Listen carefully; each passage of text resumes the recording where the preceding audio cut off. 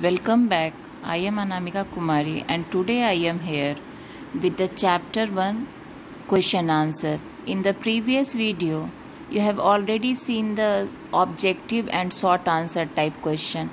In this video, I am going to discuss about the long answer type question. So let's start. First is question number 1. That is, give a brief description of the process of the synthesis of the food. And as we know, the process of synthesis of the food, that is called photosynthesis. So that means we have to give a brief description of the process photosynthesis. So let's see.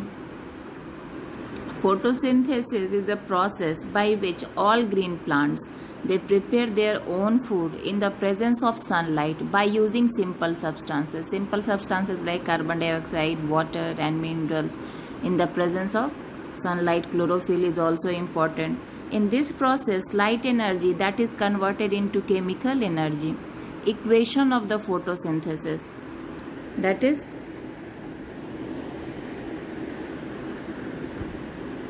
6CO2 plus 6H2O, sunlight, chlorophyll, glucose, C6H12O6 plus 6O2. So this is the equation of photosynthesis. Steps of photosynthesis. What are the various steps of photosynthesis? Absorption of sunlight by chlorophyll molecules. This is the first step. Conversion of light energy into chemical energy. Splitting. Splitting, that means breakdown. Splitting means breakdown of. So breakdown of H2 molecules into H2 and O2. And after that, reduction of carbon dioxide. Reduction, that means addition of hydrogen. Addition of hydrogen is called reduction. And addition of oxygen is called oxidation. So reduction of carbon dioxide into carbohydrate. And the last step, oxygen is released as a byproduct. Next, question number 2. Distinguish between a parasites and an insectivorous plants. Give suitable example. So first we will make 2 columns, and after that, means as we know that the parasites, they derive nutrition from the host, and insectivorous plant, they derive nutrition from eating insects. Why? Because they grow in the soil where there is deficiency of nitrogen. So to fulfill the requirement of nitrogen, they generally eat the insects. They are total heterotrophs. That means parasites are total heterotrophs, but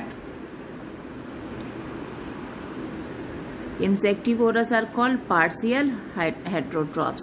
Examples: Cuscuta, Mysteliot, and examples of the insectivores, that is Venus flytrap, sundew, bladderwort, etc. Next is, what are the essential conditions for the photosynthesis, or you can say what are the raw materials for photosynthesis. Condition essential for photosynthesis are carbon dioxide. First is carbon dioxide, sunlight, chlorophyll, and water and minerals. So these are the essential condition for photosynthesis.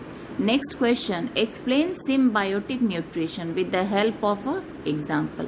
So first we will discuss about what is symbiotic relationship. A relationship between 2 different living organisms living close to one another and benefiting from each other in particular way. That is called symbiotic relationship.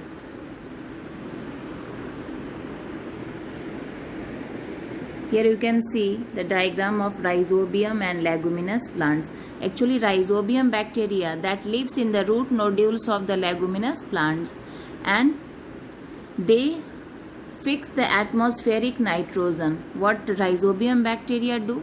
They fix the atmospheric nitrogen to the plants, and in return plants provide food and shelter to them. So in this way both are benefited. So this is the example of the symbiotic relationship or symbiotic nutrition. Next, question number 5. How can nutrients of the soil be replenished? So there are different ways by which replenish, that means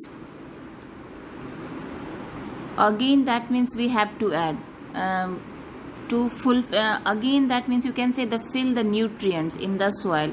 Actually, by growing crops, by growing the same types of crops in any field, there will be deficiency of nutrients in the particular soil. So replenishment, that means to again re-add the nutrients, and that is called replenishment. So let's see what are the different ways by which we can replenish the nutrients. First is by adding manures.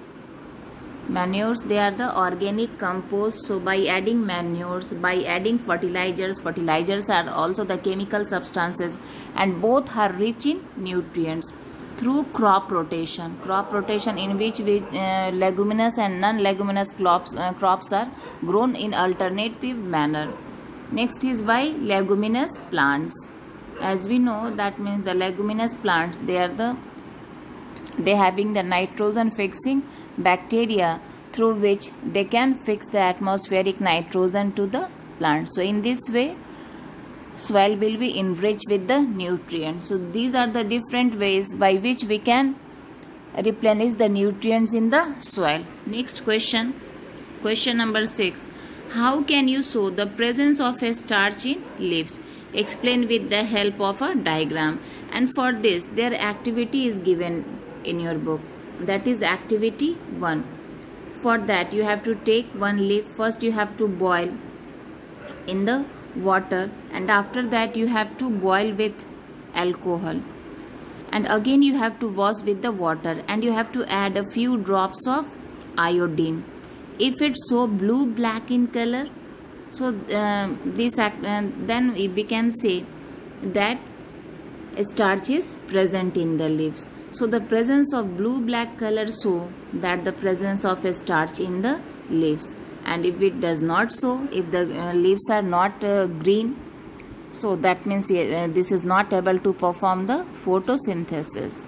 So this is the simple test of the presence of a starch in the leaves.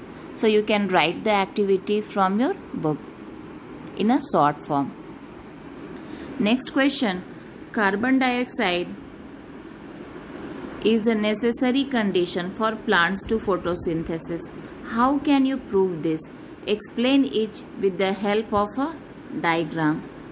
For this, you have to see the activity 2 that is given in your book. That is to show that carbon dioxide is necessary for photosynthesis. For that, you have to take a potted plant with long leaves. Keep the plants in a dark room for about 3 days. Why? To de-starch the leaves. De-starch, that means remove the starch from the leaves. Take a glass as given in the figure. Put some potassium hydroxide in it and close it with a split cork. Potassium hydroxide will absorb all the carbon dioxide present inside the jar.